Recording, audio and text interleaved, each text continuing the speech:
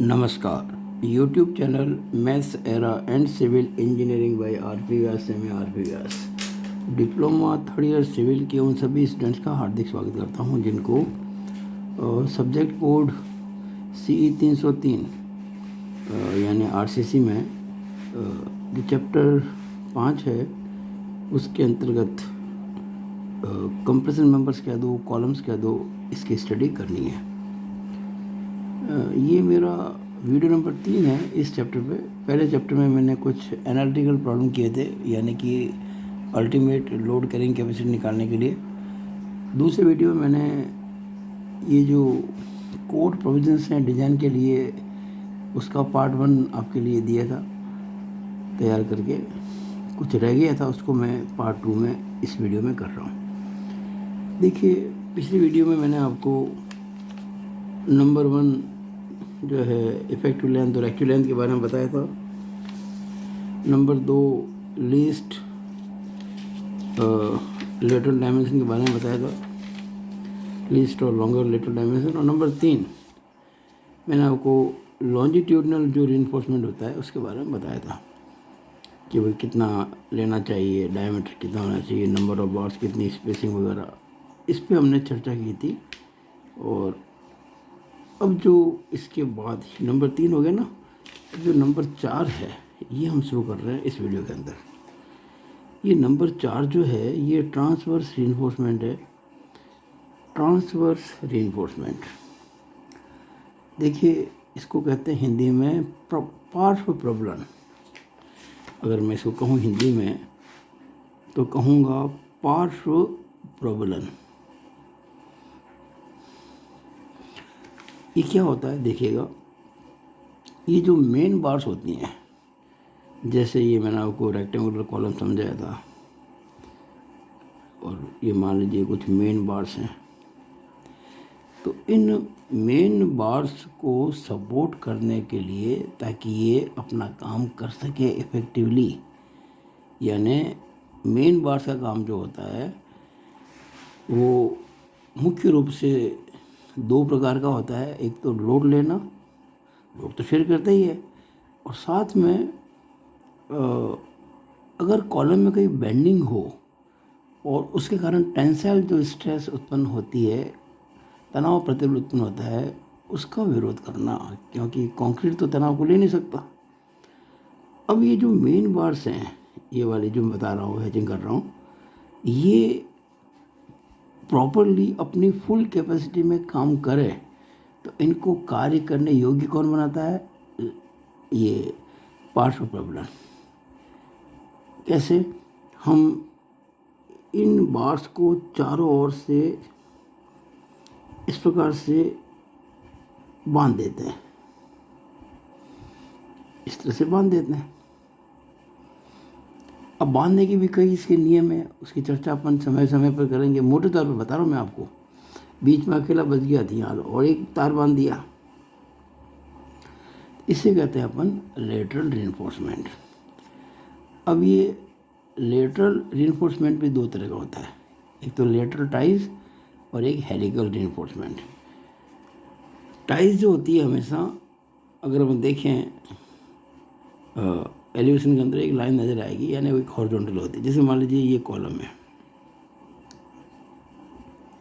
ये कॉलम है और ये मेन आपकी रीइंफोर्सिंग बार है, ये मेन रीइंफोर्सिंग बार है।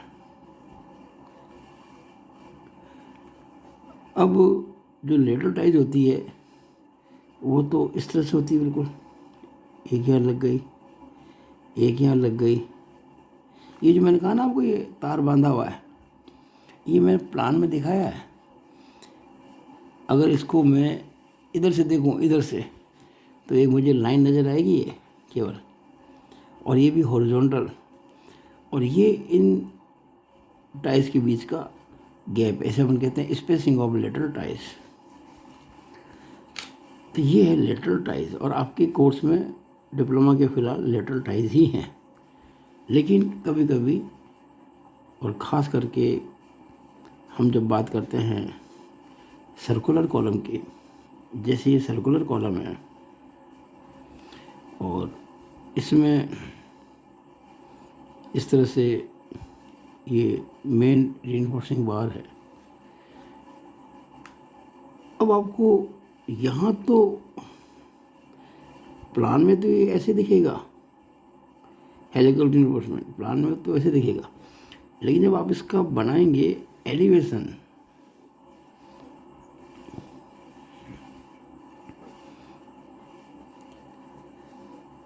तो जैसे ये आपको सेक्शन में पूरी दिखेगी, आपको ये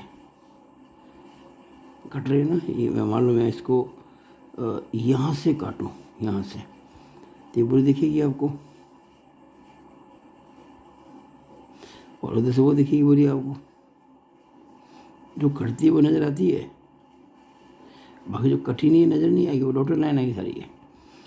एनीवेज ये रफ फिगर बना रहा हूँ, ज़्यादा इस पर ध्यान ना दें, आपको मेन बात समझनी है। अब ये जो अपन बना रहे हैं हेलिकल रीइंफोर्समेंट, उसमें क्या होता है कि ये इस तरह से,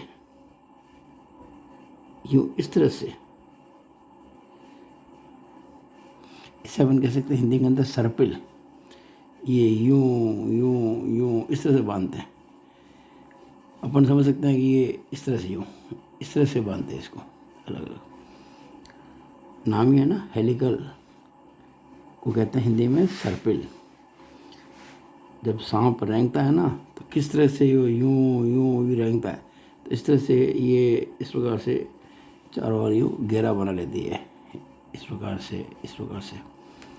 लेकिन प्लान में तो आपको सिंपल दिखेगा ये, तो ये कहलाता है हेलिकल रीइंफोर्समेंट, और ये सर्कुलर कॉलम में ही होता है। इसका मतलब ये नहीं कि सर्कुलर कॉलम में हेलिकल ही होता है, ऐसा नहीं है। सर्कुलर कॉलम में भी लेटरल टाइज लगा सकते हैं, लेकिन हेलिकल रीइंफोर्समेंट तो सर्कुलर कॉलम में ही लगाते हैं, इस बात को आप ध्यान रखना। हेलिकल रीइंफोर्समेंट कभी भी स्क्वायर या रेक्टेंगुलर कॉलम में नहीं लगाते हैं। लेटरल टाइज को रेक्टेंगुलर और स्क्वायर कॉलम में तो लगाते हैं, सर्कुलर में भी लगा सकते हैं। तो ये मैंने आपको समझाने की कोशिश की है कि किस तरह से ट्रांसवर्स रीइंफोर्समेंट जो होता है उसकी बात मैंने की है। अभी हम चर्चा करेंगे लेटरल टाइज की। अब लेटरल टाइज का मतलब, एक आपने पतला तार बांध दिया, ये अगर आप लेटरल टाइज नहीं लगाएंगे, जैसे आपने ये कॉलम की पूरी हाइट में ये टाइज नहीं लगाई, तो क्या होगा, ये जो सरिये खड़े हैं कॉलम के पैरेलल, ये अपनी स्ट्रेंथ पे काम ही नहीं कर पाएंगे।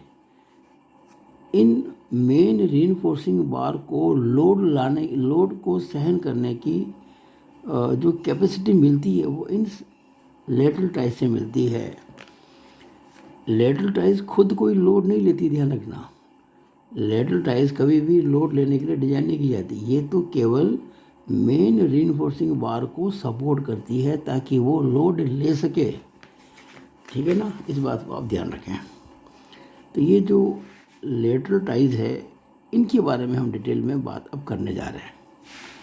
पहले इसका डायमीटर कितना होना चाहिए, 5 वाला डायमीटर, टी मतलब टाई। इसका ये रूल है कि जो मेन बार है रीइंफोर्सिंग, उसके 1/4 से कम नहीं होना चाहिए। यानी अगर मान लीजिए 12 mm का मेन बार है तो 4 का भाग लगा तो 3 mm से कम नहीं होना, लेकिन किसी भी हालत में 5 mm से भी कम नहीं होना चाहिए। यहाँ लिख दिया मैंने विच एवर इज मोर। यहाँ समझ लो, अगर मेन बार मान लीजिए आपका 12 है, तो 12 में 4 का भाग लगाओ 3, और ये 5 से कम तो होना नहीं चाहिए, तो उस केस में 5 तो लेंगे ही लेंगे। अगर मेन बार जो 5 है, मान लीजिए आपका 25 mm है, और 4 का भाग लगाओ तो 4 से 24, 1 4 6.25 आ गया। अब 6.25 का तो कोई होता नहीं है, तो उसके बाद 8 का नंबर आता है। इसके बाद आपको लेटरल टाइज 8 mm डायमीटर की लेनी है, इस तरह से। अगर मान लीजिए 20 mm का 5 है, तो 4 का भाग लगाओ, 4 पंजे 20, 5 से कम नहीं होना चाहिए। यहाँ 5 तो आप 5 ले सकते हैं, यानी किसी भी हालत में 5 से कम तो लेना ही नहीं है।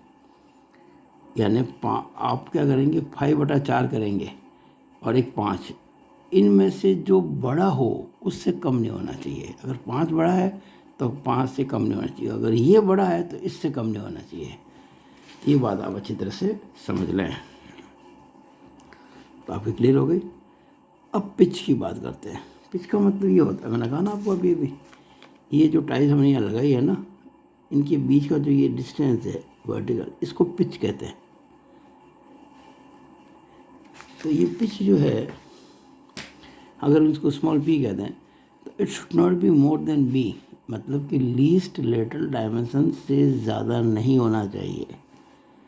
Also should not be more then 16 times the diameter of main bars, 16 times 5, and also should not be more than 300 mm, whichever is less।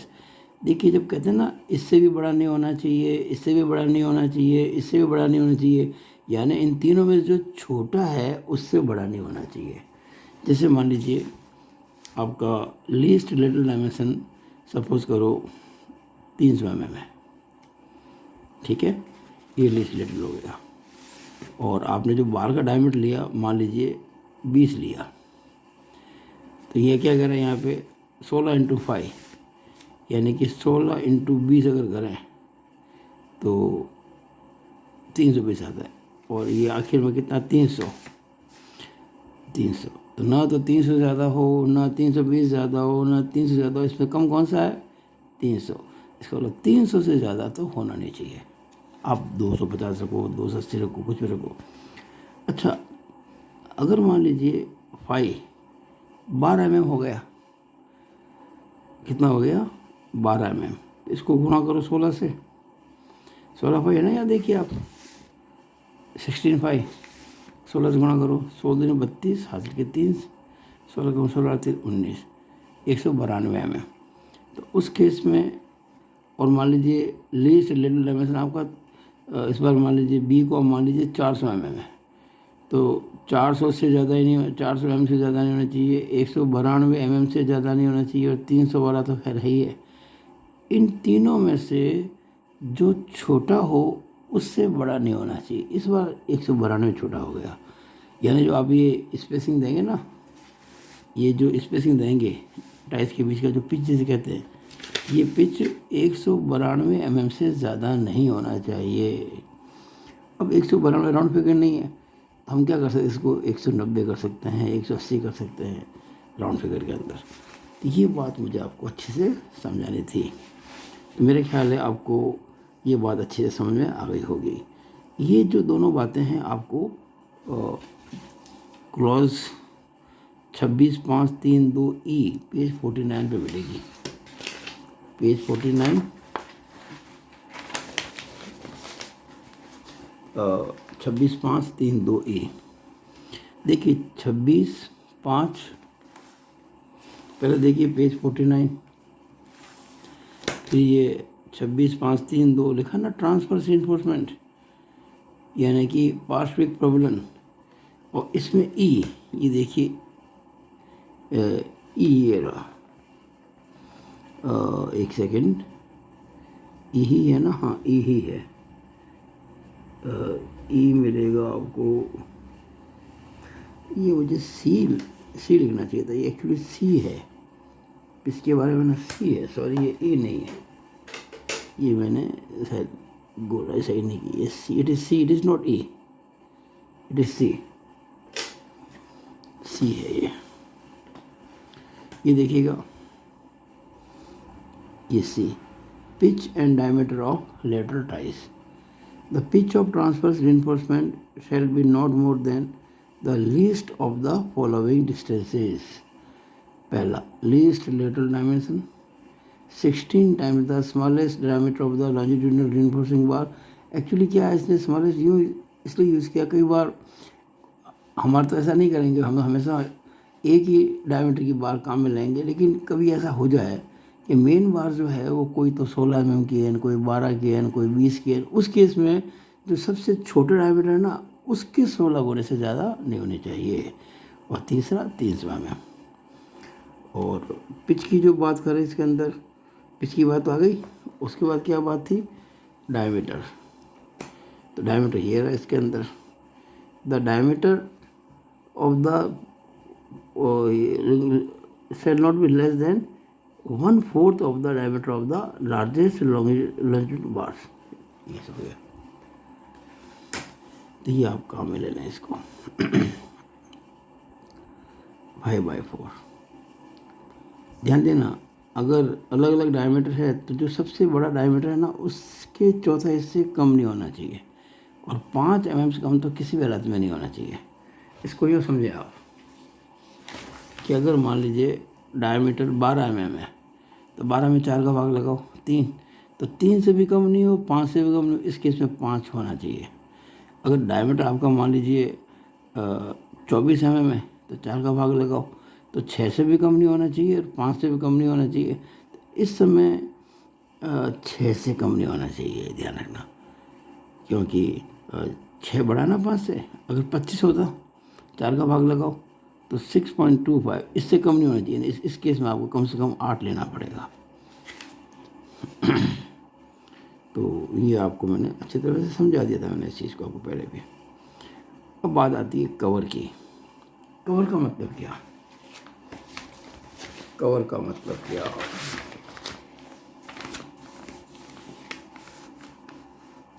Clear cover क्या मतलब हमारा है? Clear cover. देखिए ये कॉलम है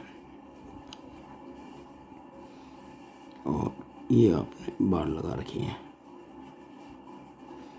तो ये जो मेन बार आप देख रहे हो ना, इसमें ये जो डिस्टेंस है ये वाले, इसे कहते हैं क्लियर कवर। इधर भी, इधर भी, इधर भी, ये सारे these all are clear cover. इसे कहते हैं CC, क्लियर कवर।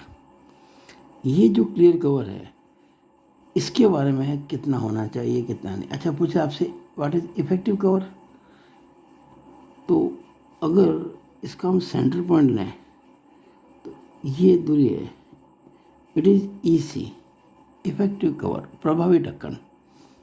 जैसे मान लीजिए क्लियर कवर 40 mm है और बाहर का डायमीटर 20 mm है, तो ये 10 हो जाएगा, तो क्लियर तो हो जाएगा 40, इफेक्टिव हो जाएगा 50 mm। इस कवर की बात हम कर रहे हैं इस केस के अंदर। तो जो मेन बार्स हैं, यानी कि जो मेन आपकी लॉन्जिट्यूडनल रीइंफोर्समेंट जो है ना, उसकी बात कर रहा हूँ, तो उसमें जो कवर है आपका, जब भी अपन बात करते हैं कवर की तो हमेशा समझिएगा क्लियर कवर। इफेक्ट कवर बोला जाएगा, वरना आपको सिंपली कवर लिखते हैं मतलब वो क्लियर कवर ही होता है। तो वो एक तो बार के डायमीटर से कम नहीं होना चाहिए किसी भी हालत में, और साथ ही साथ 40 mm से भी कम नहीं होना चाहिए। अब हम तो आपको कह रहे हैं कि हम 25 से ज़्यादा कोई बार लेंगे ही नहीं, तो आप उसके से मान लीजिए 40 से कम नहीं होगा, क्योंकि 40 से कम तो कभी होता ही नहीं। हाँ, अगर बार का डायमीटर 40 से ज़्यादा अगर ले लिया, जो नॉर्मल हमारे केसेस में कभी नहीं लेंगे हम लोग, अगर 50 ले लिया तो उस केस में फिर 50 तो लेना पड़ेगा आपको कवर, यानी 5 बार का डायमीटर और 40, इनमें से जो बड़ा हो उससे छोटा नहीं होना चाहिए, बस। कौन? कवर। और ये चीज़ें आपको क्या रखी है पेज 46 पर, 26/4/21, 26/4/21, पेज 46 पर 26/4/21, ये देखिए, for a longitudinal reinforcing bar in a column nominal cover, actually इसको कहते हैं clear cover, shall in any case not be less than 40 mm और less than the diameter of the bar. ये आपको कह दिया।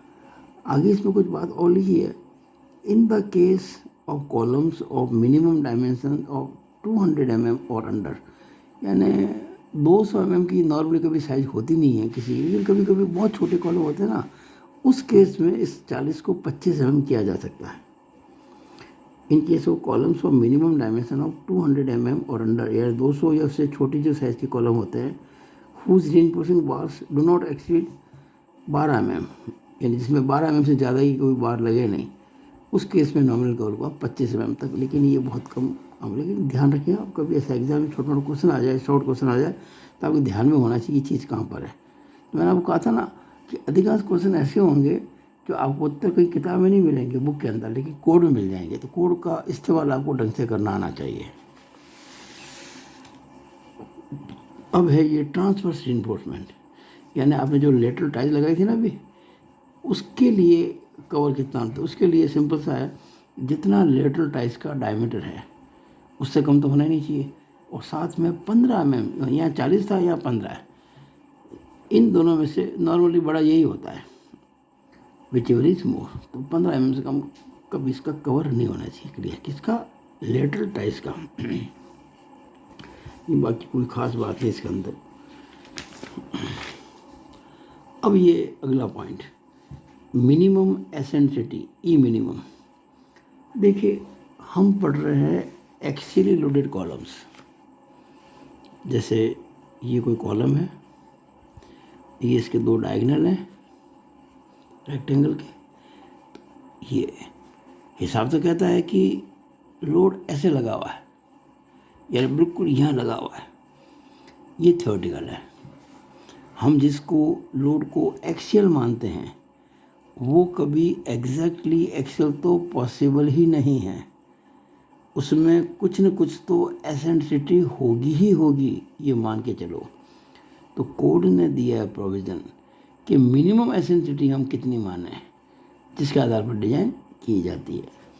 तो ये इसने प्रोविज़न दे दिया है, इतनी एसेंट्रिसिटी अपन को मान के चाहे है चाहे नहीं, हमको इतनी माननी ही पड़ेगी। तो ये है ई मिनिमम।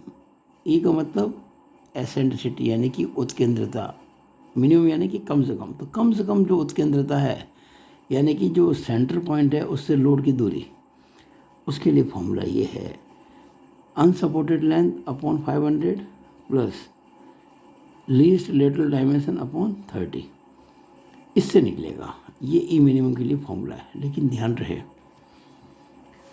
ये जो मिनिमम एसेंसिटी है ये 20 mm से कम तो किसी हालत में नहीं होना चाहिए, इस बात को ध्यान रखना है। जैसे आपने इससे वैल्यू निकाली और 18 mm आ गए, तो भी आपको 20 तो लेनी है। और अगर मान लीजिए आपने इसको सॉल्व किया और 25 mm आ गए, तो 25 ही लेंगे, ध्यान रखना, फिर 20 नहीं लेंगे।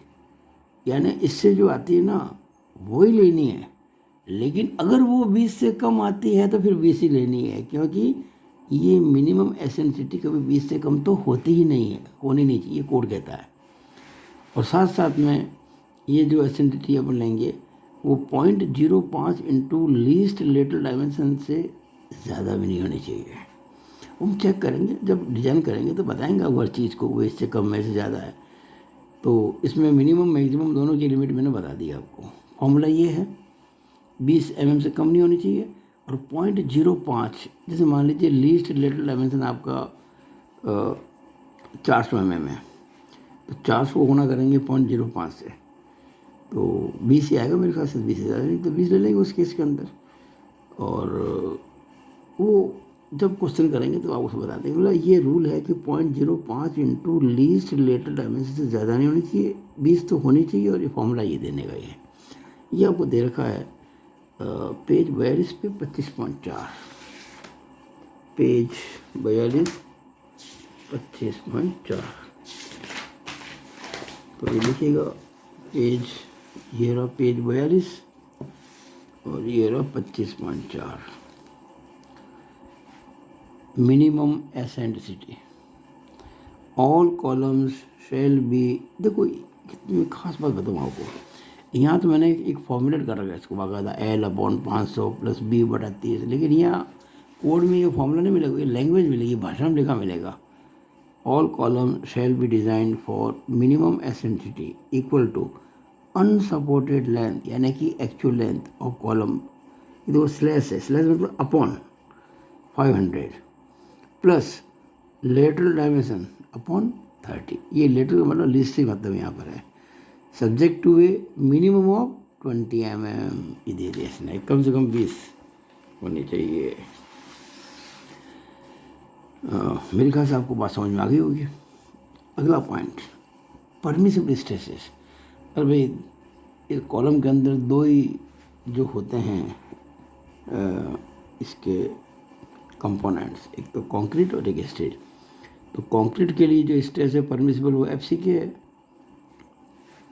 जैसे आपने बीम के लिए किया था M20 है तो 20 न्यूटन पर mm², M30 है तो 30 न्यूटन पर mm², इस प्रकार से। और स्टील के लिए FY, yield stress of steel, इसे कहते हैं characteristics compressive strength of concrete. और ये यील्ड स्ट्रेस ऑफ स्टील, अगर FE 250 ग्रेड है तो 250 न्यूटन पर mm², और FE 415 ग्रेड है यानी कि HYSD बार से हाई यील्ड स्ट्रेंथ डिफॉर्म बार है तो FI 415 न्यूटन पर mm² हो जाएगा, FE 415 ये। और FE 500 ग्रेड का स्टील है तो एक्चुअली HYSD जो होते हैं ना, हाई यील्ड स्ट्रेंथ डिफॉर्म, उसमें 2 ग्रेड्स होती हैं। तो इस केस में आपके जो FI है वो 500 न्यूटन पर mm² होगा।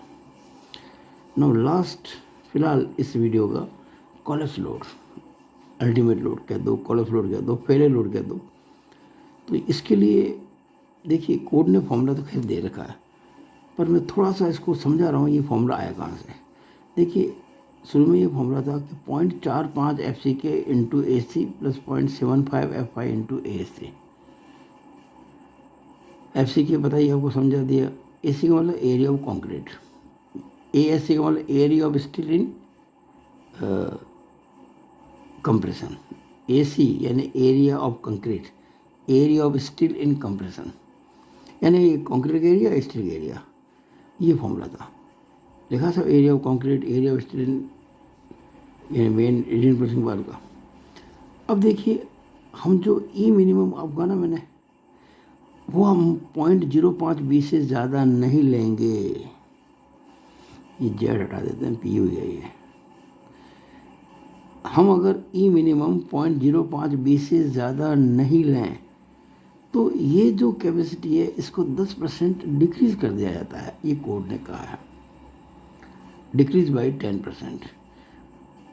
अगर मैं कहूँ डिक्रीज़ बाई 10% यानी कि 90% लेना आपको, 90% है, इसको 0.9 से गुणा करना, तो मैंने इसको 0.9 से गुणा किया, 0.9 से इसी को, तो ये फिर ये एग्जैक्टली 0.4 FCK प्लस इसको 0.9 गुणा करेंगे 0.75 से तो 0.67 FI इंटू ASC। और ये आपको पेज 71 39.3 मिला, पेज 71, पेज 71 क्लॉज 39.3, ये देखिएगा 39.3 क्लॉज हो गया और पेज हो गया 71।